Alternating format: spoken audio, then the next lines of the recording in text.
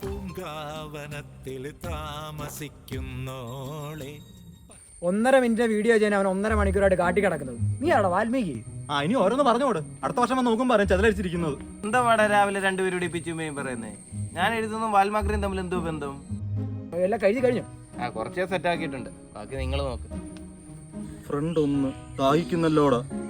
Front 2 ആണോ എങ്കിൽ നേരെ വിട്ടോ സെന്തിലണ്ണന്റെ ബെജിക്കടയിലോട്ട്. പരിപ്പ് വട, ഉഴുന്നുവട, പഴംപൊരി. എന്തുവാടാ ഇവിടെ എഴുതി വെച്ചേക്കുന്നേ? എല്ലാ വീഡിയോസിലും കാണത്തില്ലേ ആട്, അതായത് ആട്. നമുക്ക് എത്ര സബ്സ്ക്രൈബേഴ്സ് ഉണ്ട്? 12.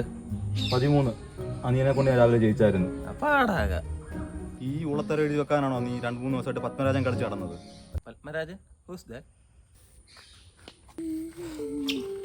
എന്താ പ്രശ്നമെന്നല്ലേ ചോദിക്കാൻ വരുന്നേ? അതല്ല എന്റെ ഡയലോഗ്. കഴിഞ്ഞ വീഡിയോക്ക് ഈ ഡയലോഗ് തന്നെയല്ലേ താൻ പറഞ്ഞത്?